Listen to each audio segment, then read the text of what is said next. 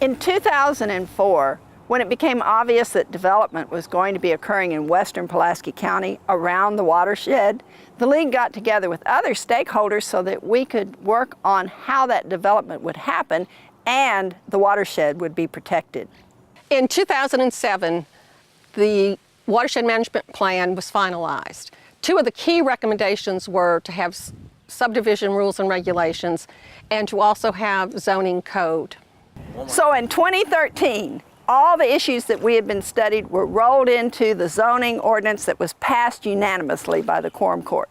Two of the things that the zoning code accomplishes, it limits high-risk activities such as landfills or chemical and hazardous waste opportunities, and it also protects critical areas along streams and rivers. The zoning ordinance allows for economic growth and development and respects the landowners out here, as well as provide the means to protect the drinking water for Central Arkansas. On March 29, 2013, the Exxon Pegasus pipeline ruptured in Mayflower, Arkansas, spilling over 200,000 gallons of oil into an Arkansas neighborhood.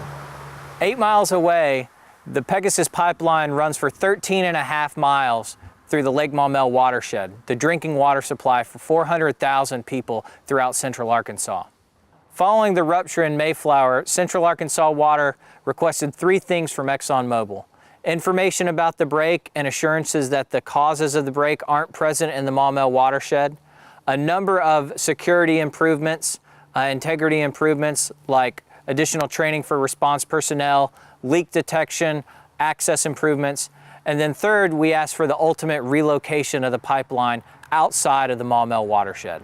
When I found out about the Exxon pipeline breaking, I think like many Arkansans, I was very concerned and I wanted to do something. I consulted with members of the staff of Central Arkansas Water. I talked to other civil engineers, and I basically came up with a set of guidelines of things that would help protect a drinking water supply.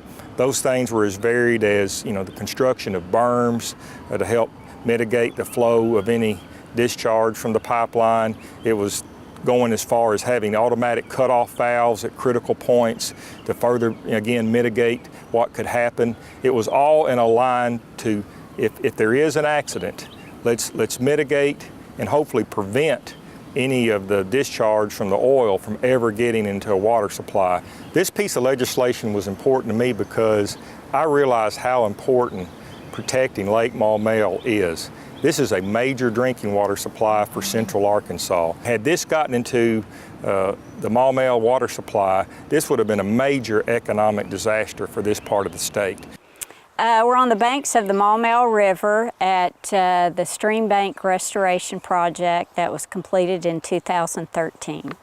The restoration project was to reduce the amount of sediment and nutrients that were flowing into Lake Maumelle from the erosion of the stream bank. Each year there was approximately 70 dump truck loads of sediment that were flowing into Lake Maumelle. Sediment can contain contaminants and nutrients that would increase the possibility of algal blooms. The sediment can choke off the river itself. And the best way to ensure high quality water is to make sure that the water is as clean as it can be to start with.